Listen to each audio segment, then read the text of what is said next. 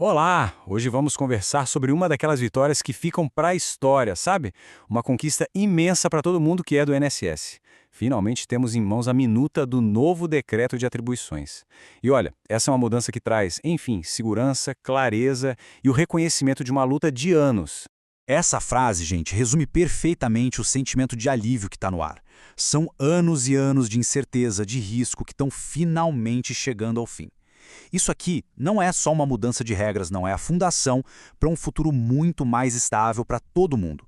Para a gente entender de verdade o tamanho dessa vitória, vamos seguir um caminho. Primeiro, como a greve começou tudo isso. Depois, como a gente está acabando com a insegurança jurídica. Aí a gente vê a solução que o decreto traz, as garantias para a categoria inteira e, por fim, por que a união é tão importante daqui para frente. Vamos lá? Olha, tem uma coisa que precisa ficar muito clara desde o começo. Esse decreto não foi um presente, não caiu do céu. Ele foi uma conquista, resultado direto da nossa mobilização lá na greve de 2024. Foi ali que a semente dessa mudança toda foi plantada. E essa linha do tempo mostra bem, né? Foi um processo de muita luta, muita negociação. A greve de 2024 não foi só uma paralisação.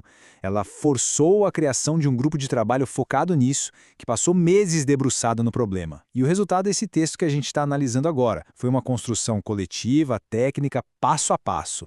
Mas afinal, qual era o problema central que esse decreto resolve de uma vez por todas? Por anos, o INSS viveu debaixo de uma nuvem de incerteza jurídica que deixava todo servidor numa posição muito vulnerável.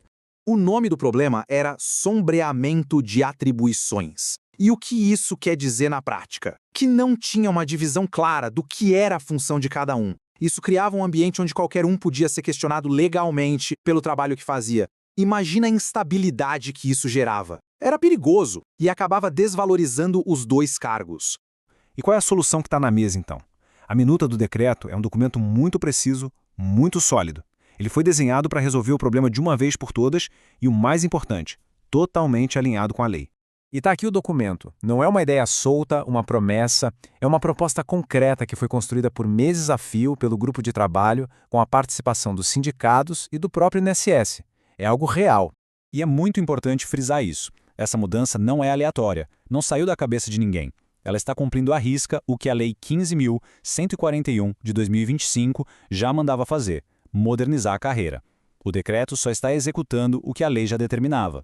E o artigo 3º da minuta é o coração da clareza. Ele define preto no branco. Os técnicos são os responsáveis exclusivos por todo o ciclo de vida do reconhecimento de direitos.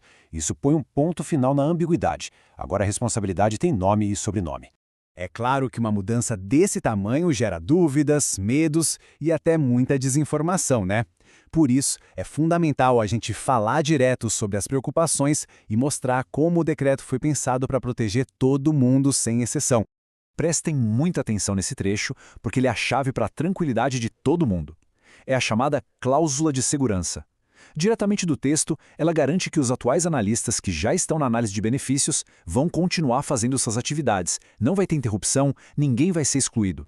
Então, vamos desmistificar o tal do terrorismo operacional. O medo de um colapso é rebatido pela cláusula de segurança. A suposta perda de análises ignora que a gente precisa de paz jurídica para conseguir atacar a fila de quase 4 milhões de processos. E a ideia de esvaziamento do cargo de analista é simplesmente falsa, porque todos os direitos adquiridos estão 100% garantidos. E para não restar nenhuma dúvida, o decreto reafirma o que já é lei. Salários são irredutíveis. A estabilidade é intocável, não vai haver nenhum tipo de prejuízo, de distinção ou rebaixamento para ninguém, seja técnico ou analista. O texto fortalece a carreira como um todo, para todos. Chegamos ao nosso ponto final, e a mensagem agora é sobre o que vem pela frente. Conquistar esse avanço gigantesco foi um ato de união. E para proteger essa conquista, também vai ter que ser.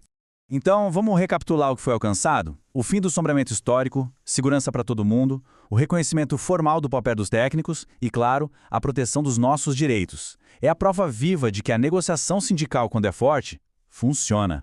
E o que acontece agora? Bom, o decreto está na reta final de tramitação. Depois que for assinado, começa a fase de implementação. E é nesse momento que a gente precisa manter a vigilância lá no alto. É preciso garantir que cada vírgula do que foi acordado seja cumprida na prática. Essa frase resume tudo. A mesma força coletiva que conquistou esse decreto é a força que vai garantir que ele permaneça de pé. A união da categoria foi, é e sempre vai ser a nossa maior ferramenta de defesa. E isso tudo nos deixa com uma pergunta fundamental para o nosso futuro. Como é que a gente transforma essa vitória numa base sólida para conquistar ainda mais? Como garantir que um avanço como esse nunca mais seja revertido? A resposta, gente, está na organização contínua. A defesa permanente desses direitos depende diretamente do fortalecimento de quem nos representa. Manter a categoria unida como uma voz forte é a única garantia real que a gente tem. A hora de fortalecer essa voz é agora.